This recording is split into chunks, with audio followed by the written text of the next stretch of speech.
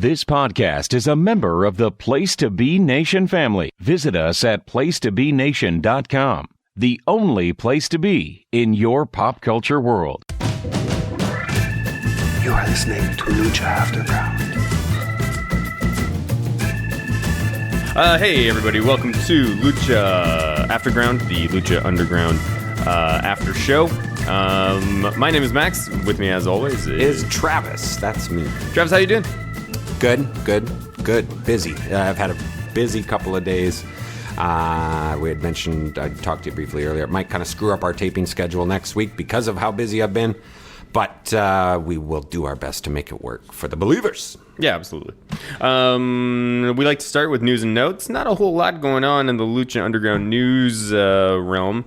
They scored a TV deal in Germany. I read about that. Yeah. That's good. So it can only help them. That just means more money is coming in, right? So hopefully that means they're inching closer and closer to season 4. I did have a bit of an update on that. Oh, great. Let's hear it. Chavo Guerrero was on WrestleZone Weekly. Did an interview at the end and said they're heading towards looking at a January film date. Okay, so is this confirmed then? Well, Chavo's an executive producer, and it sounded pretty official. I don't think it's like the dates haven't been set in stone, but it sounds like that's penciled in. Mm-hmm. I wonder at what point. I mean, I'd say their track record right now in terms of storytelling and just like propelling stories forward is fantastic. I give them an A+. But at some point, do they run the risk of, if you don't have an end game? Yeah. Is that eventually will it become meaningless? Will it all just become meaningless? I know, I can see what you're saying, but I think with the way that they weren't sure if season 4 was going to come, so I think season 3 should have. It's not going to finish the way season 2 did. It's not going to feel transitional. It's going to feel like this transitional talk with season 2. I don't know, man. It's going to feel like the end of stories, I think, right? So let's revisit that. When you were back at the end of Ultima Lucha 2, your hot take was that it was a transition, and I argue that all wrestling is transitional. Every episode of wrestling is transitional because you're always progressing forward. Yeah. But I think one felt like it was complete at the end, like it had all those kind of wrapped up. It still kind of left little dangling chads for like, okay, if we keep going, here's these dangling chads, those brief little vignettes where we just saw, Drago flying away and Aerostar sparkling away and Phoenix in his car driving off, kind of thing. That certainly felt like it was an end to a. But also kind of, somewhat planting seeds. There was none of that at the end of season 2.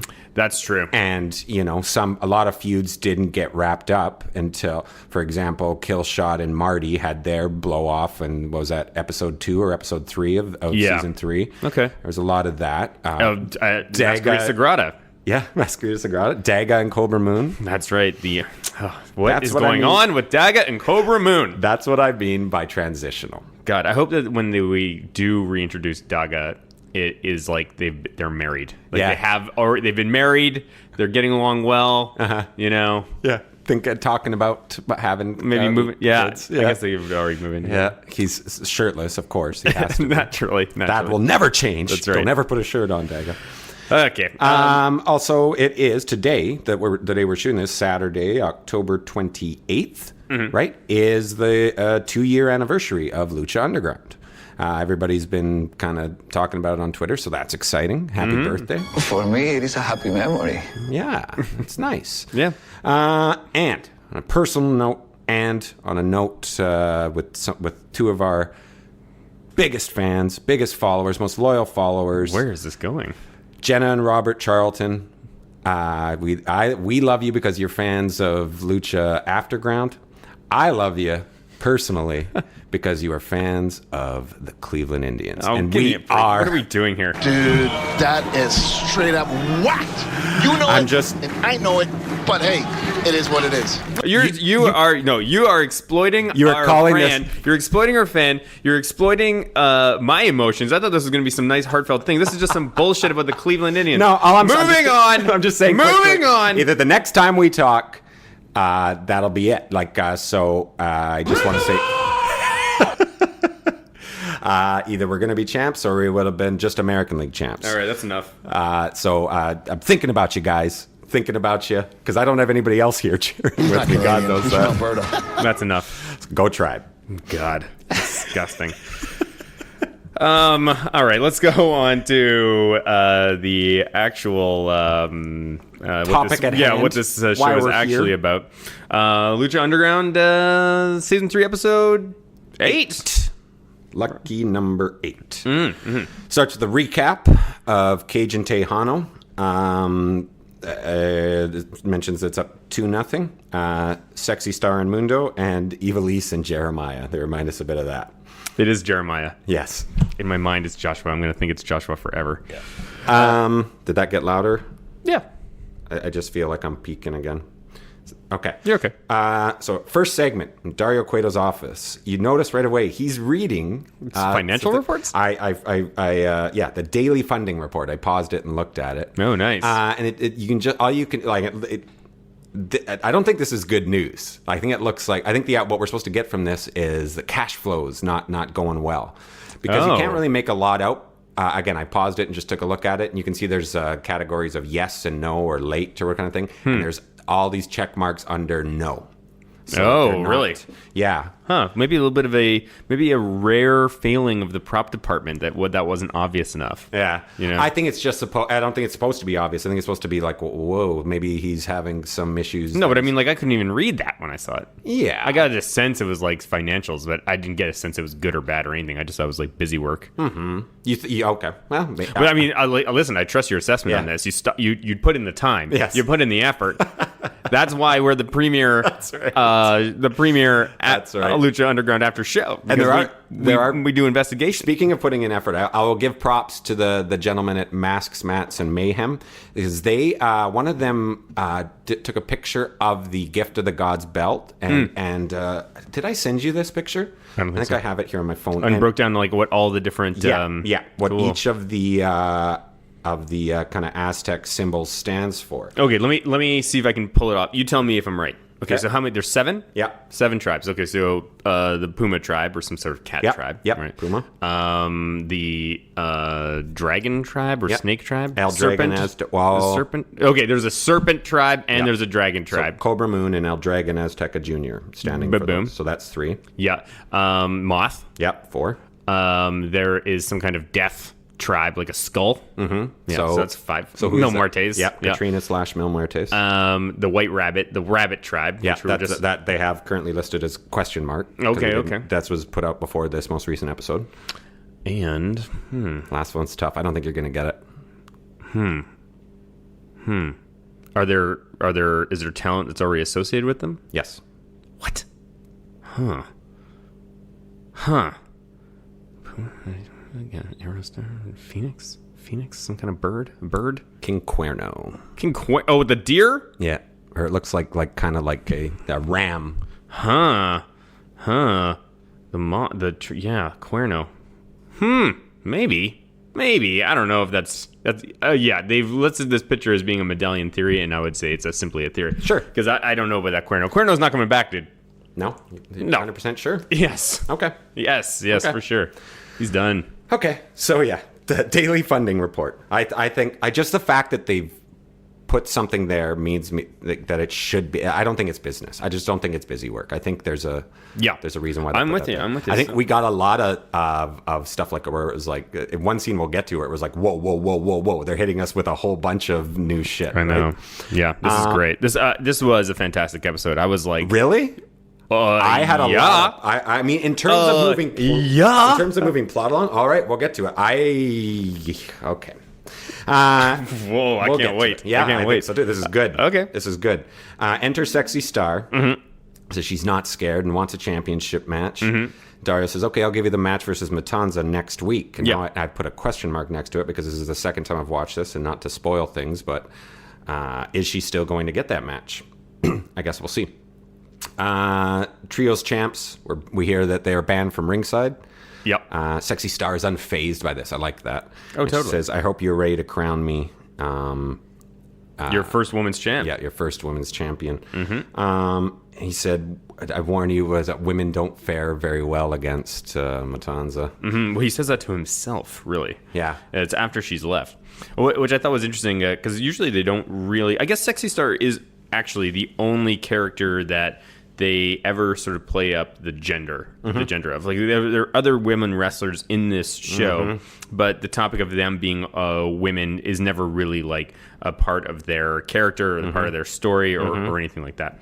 And sometimes that's good that they're doing that, and sometimes it's awful. That's a hint that they don't play up that this is a intergender, that this is just watching two people fight here when they're whatever. We'll get to it. It's the first match. I'll say right now. Let's do it right now. I hated that first match. I hated it. Really? We'll get to it. Why? We'll get to it. Just tell me now. Because fucking Marty is rapey. That's his thing. Right? There was no reason for that match to be an intergender match. I suppose. Well, no, because she already fought Mariposa before. So then the natural progression would be to fight her brother. I guess. Add stipulation, though. But that just felt I was uncomfortable for that entire match. Wow, I did not catch that at all. Really did not care for it. I found it very distracting. He's like licking her face and stuff. And was there a lick? Yeah, it was really gross. I thought it was gross. Anyways, enter the temple. Slapback. Slapback is back. And I did notice that keyboardist. Yes, right. That's right. Now enchanting. Who's being raping? I'm just echoing your sentiments from last episode. Okay, wait, back to the Marty thing, man. Like, I will, like, his persona has always been like is uncomfortably close. I know. And I mean, he... Okay, I'm beginning to get what you're saying now that I think about it. I mean, he did kidnap Sexy Star, and we don't really know what what that was trying to imply. But even when I was watching this, I didn't really get the sense that there was anything going on in that way. Yeah. The licking of the face, I thought it was more of like a bite, and that was after Mariposa bit her. He was up in it, and I'm still. I think they should have gone Mariposa and Ivelisse because what they were trying to accomplish, it happened at the end. Let's go through this. Oh wait, we gotta do a quick episode of Man in the Wedge. I gotta get that wedge. Kentucky Waterfall is back. I think we're just going to get them. Now I was thinking we were going to get a new one this week. I think we're going to get those two again. I think it's. I think they're linked to Slapback. They're linked to the band. Yep. Yeah. So there's that. Moving on. Oh, jeez. Is this the end of Man in the Wedge? No. Oh, I think it might be. I mean, now I'm not saying we're not going to do it anymore, but I don't think it has its cachet that it once had. It's possible. They've improved their shooting schedule. I think what's really happened is that they've gotten more organized in how they're shooting things, and now it's just so, I think they record those 5 intros, bang, bang, bang, bang, bang, one right after the other, and just kind of get the... people behind them to kind of move around a bit each time and change their outfits. Yeah. Well, you can't fool us. Nope. Can't fool us. Nice try. So first match, intergender, like I said, Marty the Moth versus Ivelisse. Marty is gross. It looks like his balls are dangling under his shirt. It always looks like that though. Yes. That's because his trunks are that weird moth skin color. Yeah, it's just. I don't know. It looks like bruised testicles. Yeah. He threw his shirt at Melissa. Here's what I was thinking. Do you think there's going to be, because it's always been there, do you think there will be a legit later storyline between these two? What, Melissa and Marty the Moth? Yeah. Well, listen, I'll tell you that if you compare Melissa's her arms from 2 years ago to today, she's been training? She's been working out. Now, that might just be a... when you fall in love with the man they call Cage, you probably spend a lot of time in the gym. When he's Women Crush Wednesday, oh jeez, you gotta pump that iron. So that might, but she definitely looks like she is physically strong. So I could see her maybe I not. I don't even think in a doesn't have to get into thing. It doesn't have to get into a match, but I could see her throw a punch. Yeah, I could see her throw a missile drop kick off the top. Sure, that'd be cool. Fuck yeah. So this is the first time I wrote down, why is this an intergender match? I hated this dynamic. It just is unsettling. Like intergender matches, it's supposed to be unsettling. Yeah, but not in a way that I think is progressive. I think I remember my least favorite intergender match of last season was Cage against Taya. But the reason why I had issues with that is because we were like supposed to be, Cage was presented as a baby face who's like destroying this woman. Yes, I agree with that. And I know that is not the case here. Marty's the heel, and that's his shtick, is that he's gross and rapey. But that doesn't make it an enjoyable, and not even in like a heel kind of, I want to see this guy get his just desserts. I wanted this to be over. She put it finally. I was barely keeping notes in this because I was so. She finally got a new kind of dragon sleeper spot that was pretty good. I liked, and both of them were working fine. And he wins just with like a destructional, like some sort of smash. I was just like, whatever. That was dumb. So I thought fire out of Trav. My God. Sorry, I thought that they should have just done, like, maybe make it some sort of step where it's her against Mariposa again, and then Marty just gets involved, because this match existed just to have Jeremiah come down and introduce him as in a temple, because he comes down and starts beating up both, and of course he's throwing kicks on he's non-discriminant, which, after we've seen this, I guess that kind of makes it okay, and we do see that sometimes, but yeah, I think it could have been done just as well with a nice match between Mariposa and Ivelisse, with somehow upping the stakes, and then just Marty getting involved and having Jeremiah come down. You could still establish the same thing. I don't know, man. I watched it. It felt like typical Marty the Moth business for me. Nothing we haven't seen before. I didn't think it was didn't cross any lines for me. I think it did have the proper like babyface heel dynamic. It made me dislike Marty. I think you might just getting hung up on this is I don't know, man. I know Melissa Santos when he threw the t-shirt at Melissa's face looking back at him, and just the way she said stop was so real. I know. It was so real. There was so much truth in it, and you have this you turn to Melissa Santos as like a barometer for what is good and bad in the world. I think it has just infected your subconscious to the point that you dislike Marty so much. I just had a hard time watching this match, and there's some certain matches in Lucha Underground that I would show to anybody, and they would love it. This is not one of them. This is definitely not a match I would want to show to anybody. Absolutely.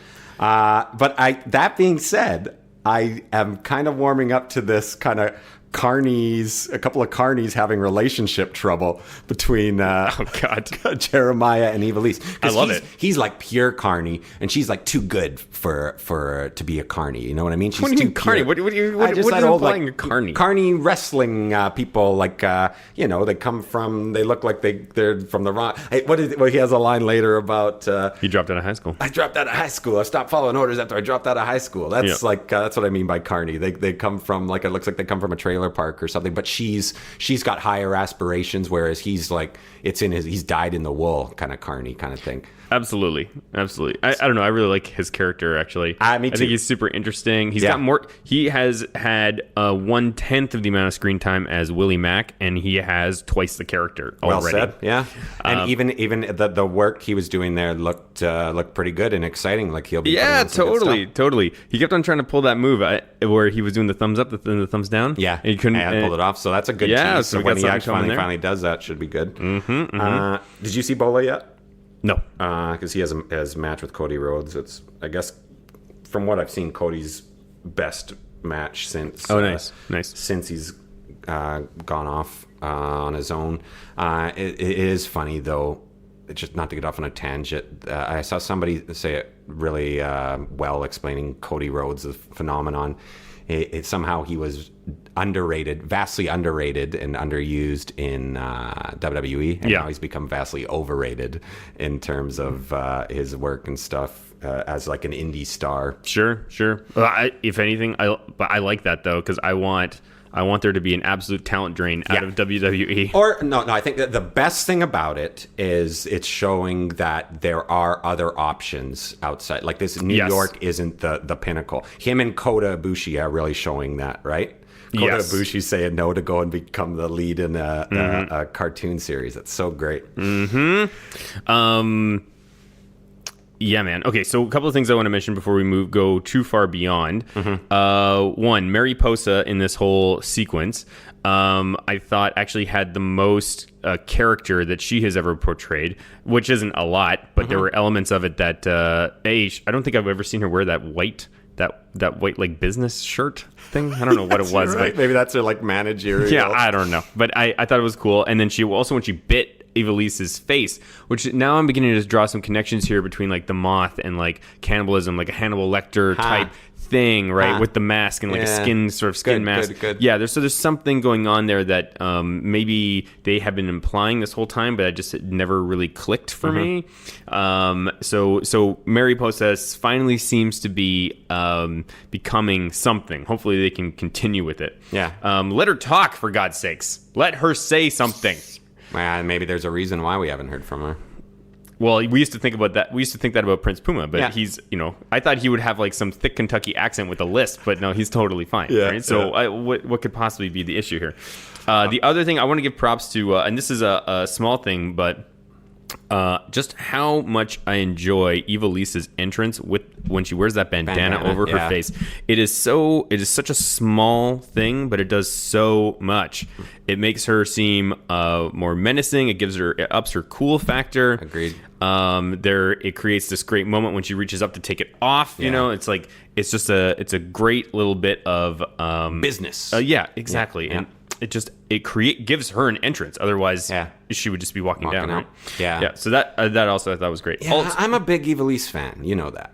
Me too. I think, man.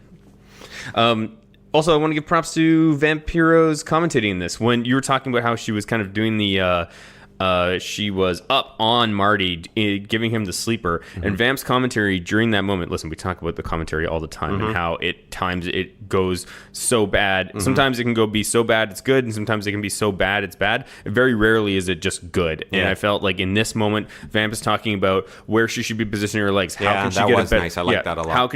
How she can be getting a better angle, cinching it tighter, things like that. And that made total sense. And I think that's Vampiro's Krav Maga experience. Oh, speaking of which, there's a Lucha Underground clip on Twitter right now where he's teaching Melissa Santos Krav Maga. Oh, jeez. He's trying to get over his own dojo or whatever.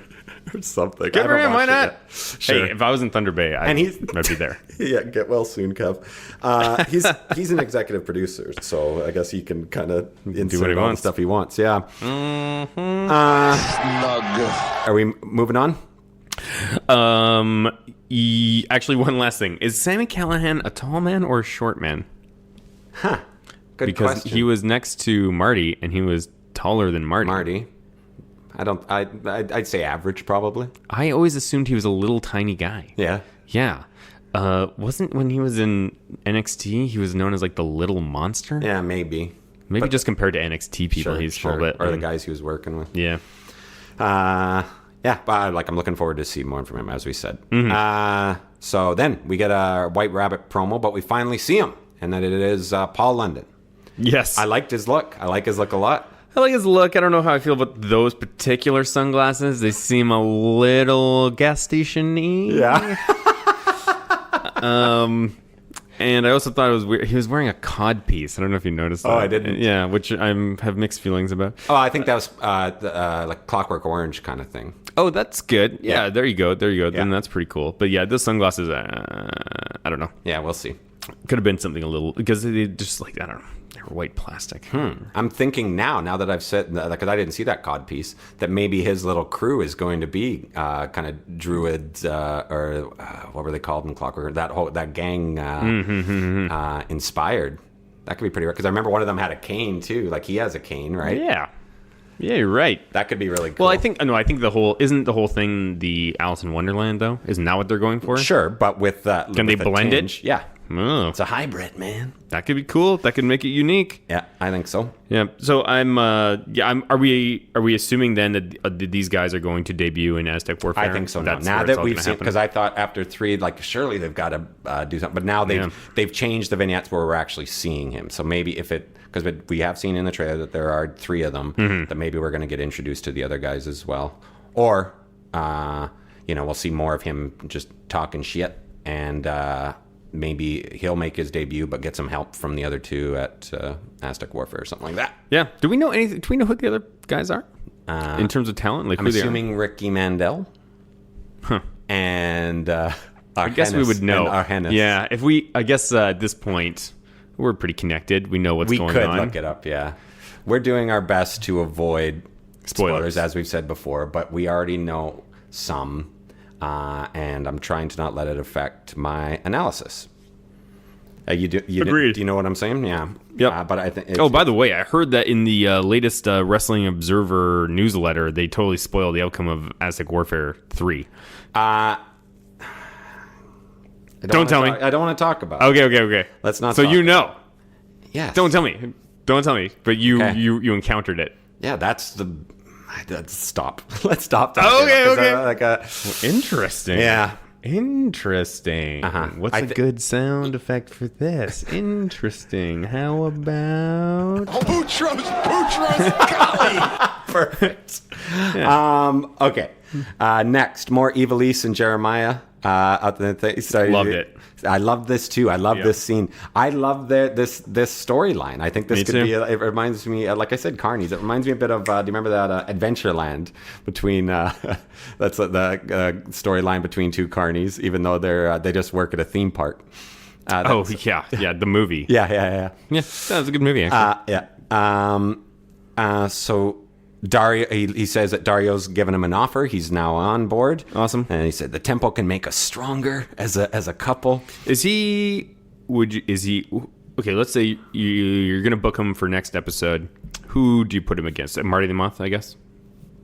Probably. I wonder if Jeremiah has a last name. I hope when Melissa announces his name, I want to hear a Jeremiah something. Yeah, I think Kelly knew it. I think Kelly said it in my when we were on. I think there is one. I think it has been said. Maybe not on the screen, episode. But maybe you can look it up on the site or something. Cool. Yeah, so the temple can make us stronger. It's a cool thing where they get into the car. She accepts. She's got a super cool car. Yeah. And there's a really cool, from there, just kind of a pan over to seeing Dario walking into limousine. And this is what I'm talking about. This scene was just information. Yeah. We just got hit with a ton of shit. I had to slow it down. Just before we move on from Sami Callahan and Ivelisse, book it now. I'm telling you, Trav. Ultima Lucha 3, Sami Callahan or Jeremiah versus Son of Havoc. That I like it. Yeah. Good. That is what I'm thinking. I can see that. Mm-hmm. Very good. Very good. Mm-hmm. Yeah, because he will have had to have wrapped up his stuff with Famous B and Wagner by then, and Masquerita. So he should be open to and especially because they keep mentioning, I'm not like that other guy. Yeah, totally. Cool. And then they establish it this is for Ivelisse's affection, and then whoever wins, and then she goes and she beats them both up, and then it's over. Yeah. Or just says, I don't need either one. I don't need either one of you guys. Yeah, I like that. Yeah. That transition was money. Yeah. Yeah, and enters, and we see our boy Lamas. What's his Councilman Delgado? Councilman Delgado. Yes, nailed it. That's because there's a former Blue Jay, right? Carlos Delgado. Maybe that's why it's a. I just have a lot of interest in this character. Okay, yeah, me too. So he said he ages. Every time we see him, it's like only 3 episodes later, the guy looks like he ages 10 years every time. He loses his hair, loses his mustache. Now, he wasn't as extra shiny. wrinkles. He wasn't as shiny this time. No. I think he's been really shiny in the past. He's doing something. Lorenzo, whatever you're doing lately with your health, stop. You know what it is. Hot or not, you're leaning towards not. You're leaning towards dead.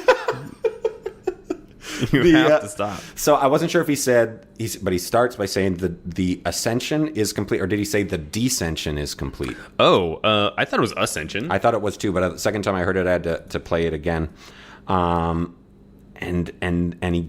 he asks, is this before he shows this kind of Pulp Fiction looking case that has the kind of light that opens up inside it? Before he says we've got our gift, and he asks. Crazy question. Have you chosen a host body? Yeah. Wow. I was like, what? Whoa. Yeah. When I heard that. Nuts. I was like, host body. Yeah. And Dario immediately says, I have 2 in mind. And then it's revealed that it's whoever wins, that this is the unique opportunity. And that actually made me care about that best of 5 because before I didn't care at all. Yeah. I think that's the problem when you have best ofs is like, because it's wrestling, this is going to go to the final match. So the first, whatever it is, 4 or 6 or whatever it could be, are meaningless. Yeah. They are meaningless. Yeah. The same. Sheamus and Cesaro ran into the same thing, but then they eventually. Whatever. You didn't like those matches? I loved those Sheamus and Cesaro matches. Those guys beat the shit out of each other. I only watched one, I guess. It's just because I had no faith that it was going anywhere. But I can't watch anything that involves Cesaro on WWE television because it is such a waste. Well, I will say a waste. Well, I will say I recommend the 7-match series, especially the match 7 was awesome because these are and it went nowhere. Now they're about to become. But it was for nothing. But now they are about to become tag. They're going to go as a run as it. Like I think it's a good. It'll be good for both of their characters, or at least that's the plan. Anyways. At least they have a plan for them. No, those two guys, Cesaro and Sheamus, work harder than anybody else. Like on a consistent effort, or always bust their asses every match, and so that's why I get. And like I said, they beat the shit out of each other. Anyways, so they said that whatever this entity is in here, it's a godlike status. Will give them it's gonna be good. Yeah. Either one of those guys, it makes total sense. Listen. Texano, to me, we've talked about it before, it doesn't really have much of a character.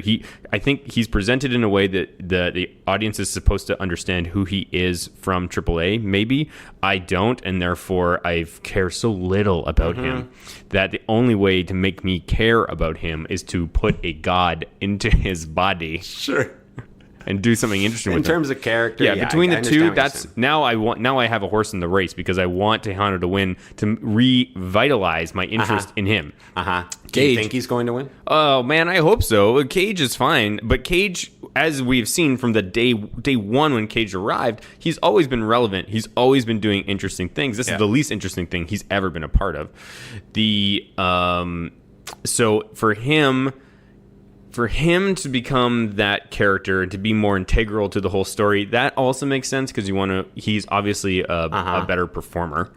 And apples and oranges. Come on. You're selling Texano way short. I think he is as a dependable hand as they have in the company.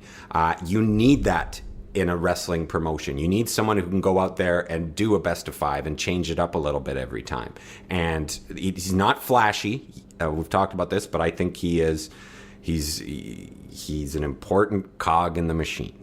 Okay, I understand your thoughts on character. I totally do, and that's an issue, and that's why I too would prefer Texano to end up being the god after this. But I do think it'll be Cage because he just looks it suits his look more. So yeah, that's that. but I mean, I like that Dario had to bring it in because it's like the Stanley Cup in a possible elimination game. It has to be there. Right, the big box. Yeah, I know. Right? I know.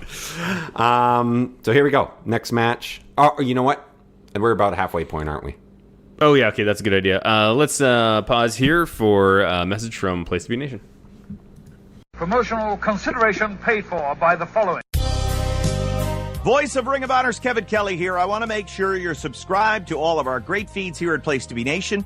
Just head to iTunes today and search and subscribe to the Place to Be podcast feed, the PWO PTBN feed, PTBN Pop, and of course the Kevin Kelly Show feed, which includes the full archives of my podcast. Some really great stuff. Subscribe, listen, and then rate us and leave feedback today. Thanks for being a fan of professional wrestling. More importantly, thanks for being a fan and supporter of the Place to Be Nation. Place to Be Nation's JT Rosero here. In addition to the archives of the Kevin Kelly Show, we have a ton of great podcasts available to you on iTunes, Stitcher, Google Play, and PlaceToBeNation.com. And we now offer them to you on 2 great feeds. On the Place to Be podcast feed, you can check out Scott Friscolo and me on the Mothership, the Place to Be podcast, with our famous Vintage Vault pay-per-view reviews. PTBN also covers current day wrestling with clotheslines and headlines, main event, Mission Indie Possible, in our monthly pay-per-view reaction shows with immediate feedback on WWE, NXT, and Ring of Honor Super shows.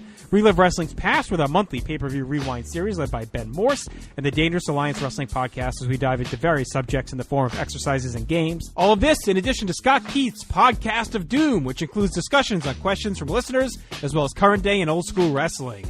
We also have sports covered too with the Sports Lounge, the TJ McClune Show, and NBA Team Podcast. On our brand new PTB Pop podcast feed, we offer great shows such as the Glenn Butler Podcast Hour Spectacular, Rank and File, Lucha Undead, as well as a veritable podcast heaven for comics fans with the hard-traveling fanboys, Sellers Points, Todd Weber's Conversation, and Imaginary Stories. Subscribe to both feeds on iTunes and be sure to rate and leave feedback as well. All of these shows are available on PlayStation.com, where we cover pro wrestling, sports, movies, comics, plus tournaments and more. Be sure to check out on the right-hand side of the site for details on how to support the site when you shop at Amazon and download our free Place to Be Vintage Vault Refresh ebooks. We also want to thank our friends at Bonehead's Wing Bar in West Warwick, Rhode Island, and Fall River, Massachusetts, and Scott Keith's blog of Doom. Be sure to follow us on Facebook, Twitter, Instagram, and Tumblr as well. PlaceToBeNation.com, the only place to be in your pop culture world.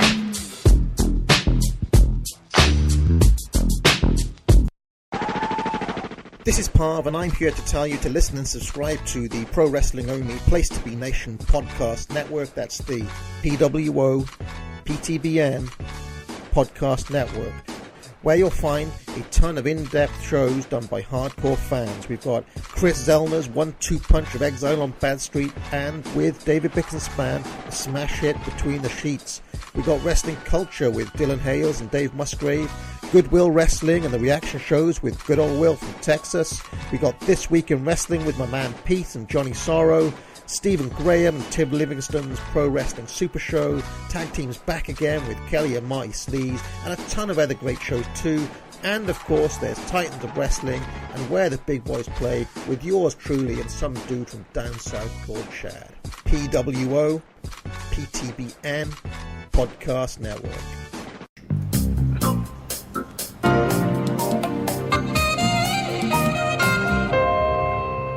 Rios, I've been working on that file for weeks. How come you ain't getting this? No, like I'm trying to add some characters to this to the precinct. Oh I feel like there's like a sassy black clerk who always has to kind of cover up the dirty work for, or just like because they're black, they got to be sassy, right, Trav? No, I'm just thinking obsessed with race. Females. I'm just thinking of like Night Court, like Roz from Night Court, like her, like, you guys have given me way too much paperwork. You have to stop. You have to stop. And they're always like, please, just help us out here. Like, you owe me, you know, and then they'll help to solve whatever case they were on that week. I'm just trying to... You're trying to create a new character for the cops. The cops? Yes. Yes. Yeah, I'm going to give you one more try. Go for it. Something not racist. Rios, get in here. There you go. I want your badge. You blew up 2 cars. Fantastic. Let's go with that. Adding characters. I think we're just cut into the second one. Cut back. No way. All right. That's gold. Next match, Tejano versus Cage. It's best of 5. Cage leading 2-0. I really like Tejano's. He did those kind of chops into clotheslines. Do you remember this? It would be chop and he would follow it with a clothesline. Chop, follow it with a clothesline when he had him in the corner. I've never seen that before. It's simple, but this is something that Tejano does. I did not stick out to me, but I'll take your word for it. I honestly just check out. I just check out when Tejano's around. I'm just like, when is this match going to be? I'll admit, the first time I was watching this, I wasn't really paying attention, and I just wanted to get to the end, the thing. But when I watched it from a critical match standpoint, I think this was the best of their 3 matches so far. Because after those things that turn up brawl early, and that first 10 count break right there, Max is kind of watching this right here. They both go in to break the 10 count while they're brawling out there. That little attention to detail is something that you don't always see. Some of these brawls go on forever in matches, and so doing little things like that, they're helping to tell a story. These guys are committed to telling this story. There's a really great sunset flip to the outside from Tejano. Do you remember this, where he went over top of him to the outside and then brought him into down? the powerbomb? Yeah. There's a "This is awesome" chant. Nice running knee from Cage after a missed senton from Tejano. Really good long build to a superplex off the top rope. Texano hits what I only know it as the white noise from our boy Sheamus we were talking about. He was working hard. He's busting his ass in this match. He really was. You could see that they both looked like they were kind of gassed at times. That's what I love about. I've been into this series because these guys are working hard.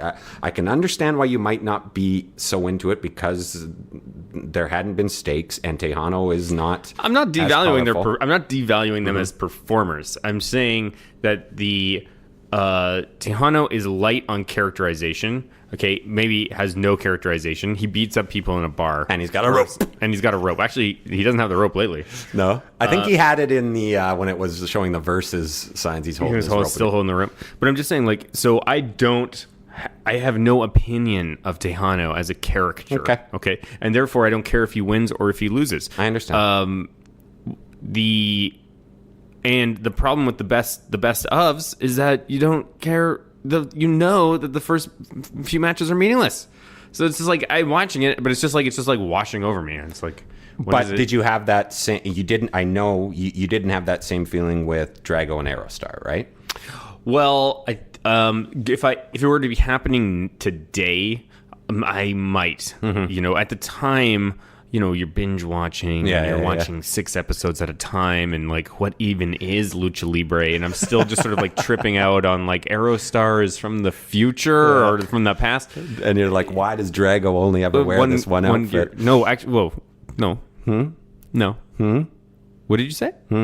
I said, like, again, you're learning about wrestling. You're like, why do they wear these masks? Why do they, or Lucha, you're learning about it. Why does Aerostar come from 1,000 years ago? Why does Drago only wear black? Pardon me, only black and occasionally yellow. Why? No, Trav. No, Drago has worn several different gear. When he started, now you have to think back, but when he started, check your notes. When he started, he wore blue. He wore like a baby blue, sort of like Silver Age Batman blue. Right, I got it here. You're right. Yeah, and then he had that one match where he wore red, which is great. I would like to see him wear the red. I may have missed that one, but now that you mention it, we'll mark it in the book. Okay. And then when he came back for a third time, he was wearing all black. Yeah, that's what we typically see him in. That's what I'm saying. Yeah, and then but no, that's not all. Oh well, obviously, if you mention those other two, so just the 3, got it. No. He also wore white. In Aztec Warfare 2. Yeah. And Gandalf. He may have worn like a white blue sort of like purplish number at one point, like the inside of a mollusk. Sounds really nice. Yeah. That one sounds nice. And then there is some debate about whether or not he wore green or wore yellow or gold or green. Yes. Green. Huh. Like straight up lizard green. Okay. The most dragon that he could look. Cool. Emerald, I would say. Okay. Although that hasn't been on the program. Cool. So anyways, the point is, Trav, you're a fucking idiot. Got it. Okay. Green. Okay. So where were I've lost my notes. You're right. This, and I loved it. So we were seeing desperation from Texano throughout this. Yeah. I liked that because then it led to just him like trying, and then an inside cradle out of nowhere for the win. I loved it. Again, I went 3 stars. I've given 3 stars to all of their matches, and I know you're not into that, but I thought this was the best match of the series. I like where it's going because it's making sense. That is this your match of the night? Yeah. Wow. Yeah. It's the only one I dropped snowflakes on. Wow. It was established in those 2 things that Cage is stronger. Texano in the first match, it was like it wasn't a squash, but Texano didn't really have a shot. In the second match, Texano was getting close and like a couple little things, but he was still just ended up getting overpowered by Cage. This, it felt like he had adjusted his fighting style or whatever, but was still having trouble, and it had to take like a boom, quick little inside cradle roll up to win it. I thought that's good. That's believable. Build on a best of 5. Yeah, and now it means something. One of them is going to be a god afterwards. Or so with the god thing, who? Okay, so let's just skip ahead. It doesn't really matter if for this discussion who it is, but now you have this additional god, so we can. If we treat Matanza like a god and we have a second god, they're both presumably in Dario's camp. Mm-hmm. So like, where does that go? You know, where does it go from there? It seems like the two most powerful people would at some point need to fight. Like, what could that possibly lead to? Like a Matanza turn or a breakaway from Dario? Or there's always a possibility of the swerve where that fifth match ends in a draw somehow, and they both end up kind of getting godlike abilities. And here's your new... should Matanza lose the championship, there's your new challenge for the trios thing, if you have three gods taking on the Super Friends. Wow, that could be good. Yeah. Or how about this for a trios thing? You got just Matanza and the other god. Doesn't even have a third competitor. They're that powerful. Or Dario himself. Technically, he never enters the ring. That's right. It'd be pretty good. Gonna go Freebird style there. That could be fun. Cool. Okay, so yeah, did you like this match? Did you enjoy it? Sure. Yeah. Okay. Not as much as me. It's not my favorite match on the show. Really? Well, it's certainly not the first one. Second one's better than the first, but the final match I thought was great.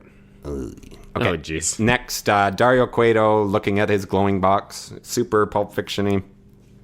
Ray enters. So maybe it's Marcellus Wallace's soul. No, we know what it is. It's Vin Rames. Yeah. He died recently. I shouldn't.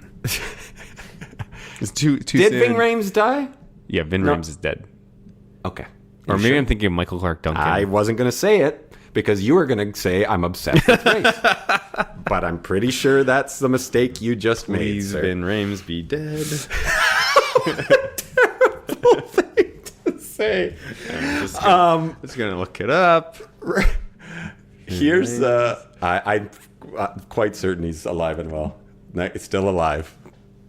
57. Yeah. Going strong. Okay.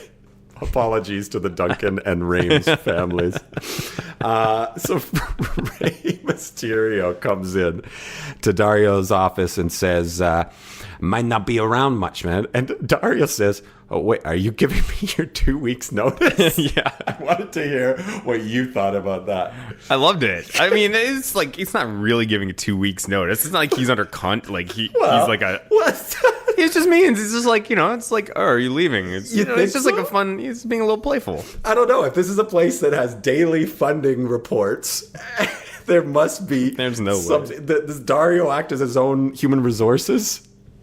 I think that line about the 2 weeks notice was meant to set up Rey Mysterio's next line where he's like, I'm giving Chavo's 1 week notice. Okay, yeah. But it just, the writing there was a little suspect. The writing, and to be honest, like, listen, this was Rey Mysterio Jr.'s best acting ever. Yeah, loved him. He killed it. Like, you look at his eyes in some of those scenes as he's crossing from the doorway to sit down, he's delivering lines, he's looking at Dario, there's nothing but truth behind his eyes.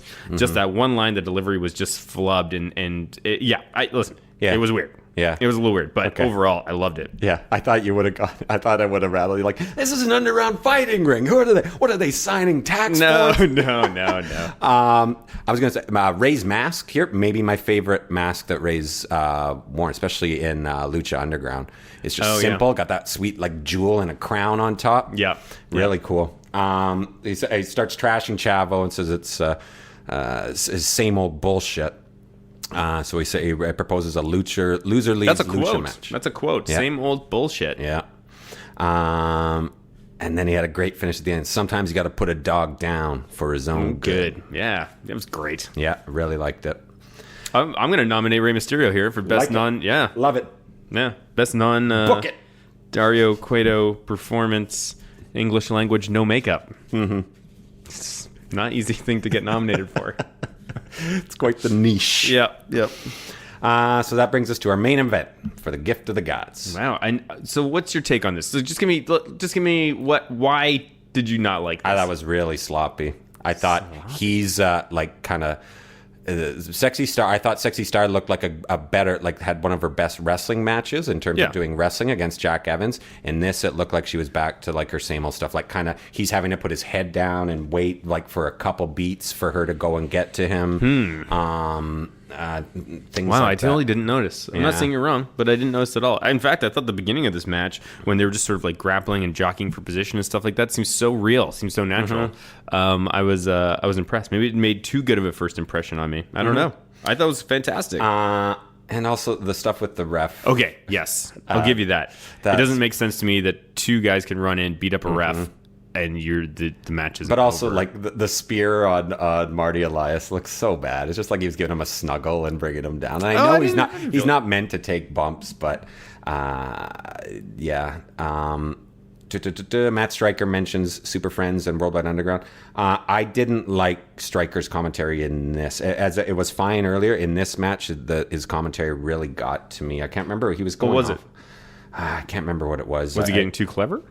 I think so. He's starting to say some of the goofy things that he says. It wasn't as bad as it's been, but it was enough to kind of distract me a bit. Huh. I wanted to mention. Oh, so he had that funny sunglasses bit. It looks like everybody's used to it now because the kid who was about to give it to gave him the finger before Mundo did. Nice. And you saw a big reaction from the crowd for that. I didn't get your take on because you were away. What do you think of Sexy Star's She-Ra outfit? Oh, I love it. Me too. It's I miss the wings a little bit that she used to wear because she could kind of come out and do like I don't know stuff. Maybe it's too much like Marty. But she didn't they have should give them to Marty. Marty should be able to come out in those. Yeah, but she was missing like the scepter / staff that she had in the first time she came out that I think really adds to it. It seemed a little actually, honestly, it kind of feels like villain gear. You know, it's a little more. Who's the evil girl from He-Man? Eva Lynn. Yeah, felt more like Eva Lynn than it did She-Ra, if you ask me. But more Eva Lynn than Tila. Yes, yes, yeah, exactly. Okay, yeah. I mean, I like, but could we nominate that for? Without a doubt, best. Best non-Drago gear. Okay. Okay. So this was the second intergender of the match. This I thought there was more of a reason for this intergender match than the other one that I talked about. They mentioned a Carl Gotch submission hold, which is a real throwback. That's really old. And she gets a choke on him. PJ and Jack Evans enter. We got the guitar sound effects. Yeah, three-way pose and guitar riff. I kind of like that. I wish I would have got it from all three of them. I like that there was kind of a shorter little riff because that matched Johnny's hand movements. Yeah, they customized it. Yeah. It's perfect. Sexy Star kicked out of that triple team. Here's where you really start to lose the believability of the match. Like even if it's not even because it's intergender. It's if you're getting triple teamed by three guys and they do like some big move using the three of them and you kick out. That's it hurts the believability of the match.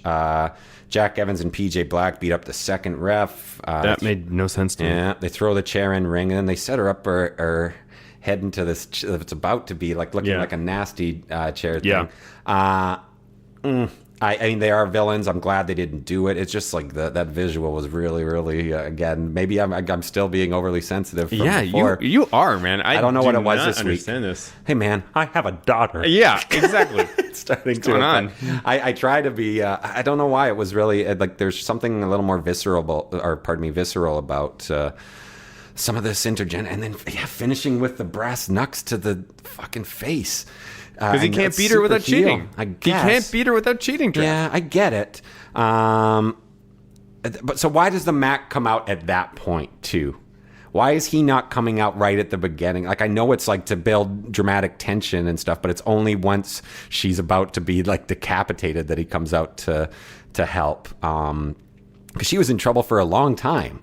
You know what I mean? Yeah. Maybe he just showed up. Yeah. Maybe he just walked in. By the way, the Mac needs merch. Yeah. Like, he comes out wearing, like, the old Lucha Underground t-shirt. Yeah. He's got his jacket, but there needs to be some Willie Mac shirts. I went looking after I saw this because I was just so underwhelmed, and even the stuff he's got in Pro Wrestling Tees is not good. What is up with the wrestlers with bad shirts? I know. There's way more bad shirts than there are good shirts. They're dwarfed. You saw this. It's pretty badass, right? Shining Wizard dance. Yeah, I got a Great Muda t-shirt on right now.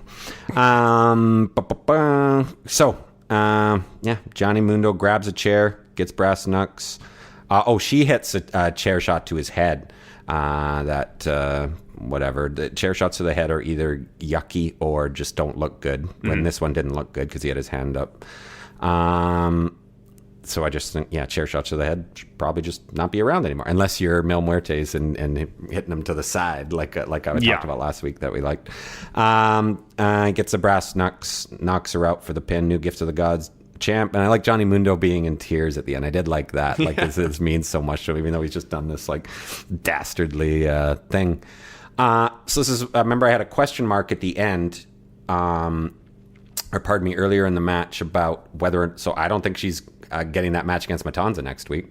No, she can't be. No, because she doesn't have the gift of the gods anymore. But I also don't think Mundo is going to cash it in before Aztec Warfare. That'll be interesting. You know what? Let's take a look and see what the next week's preview is. There was one last segment. Oh, you get one? Oh, okay. Yeah. Puma's fighting Intervamp again. And just kind of it's. I like Puma just hitting the bag with the stick. Yeah, stick and his fist. That was cool. He's not done with Mil, and they keep mentioning Conan. And just kind of basically reminds him to kill Mil Muertes. So we know that he's got his ulterior motives. What they are, we don't know. I'm talking about Vampiro. But there was that good little bit. He's like, I hated Conan. I thought Vampiro had some good performance here. Totally. He had that weird kind of when Puma had the same reaction. He makes a face like, yeah, I've heard it 1,000 times. Now listen to me. Do you remember this? Yeah, he just did this one quick little thing. That Vampiro. Let's throw Vampiro on that.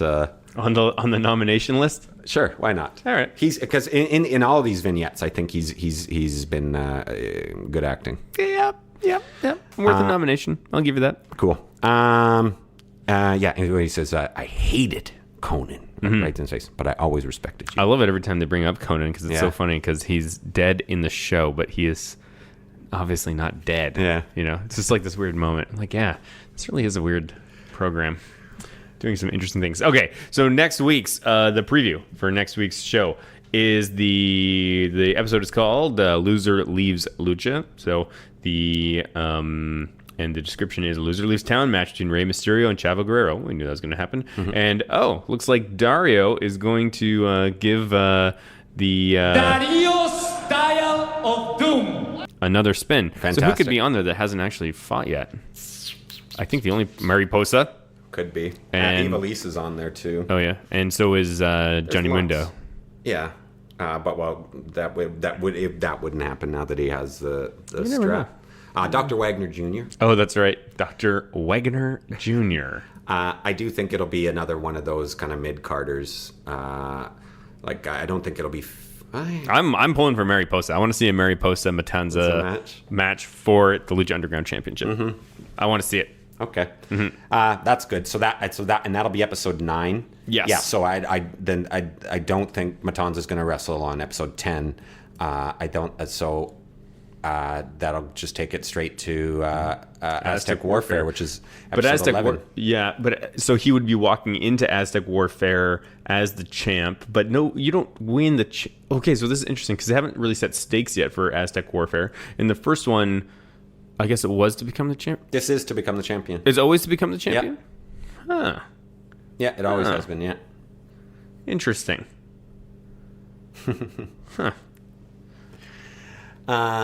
So, yeah, you still thinking? What's going? Well, what's happening? I'm thinking about everything that just happened with Sexy Star, Johnny Mundo. So, I have a prediction, Travis. No, I don't. Let's not talk about it because I told you. Because you know. I'm surprised that's not because we had talked a long time ago. We've all said that we haven't revealed the spoilers that we've heard. Not even to each other. Not even to each other.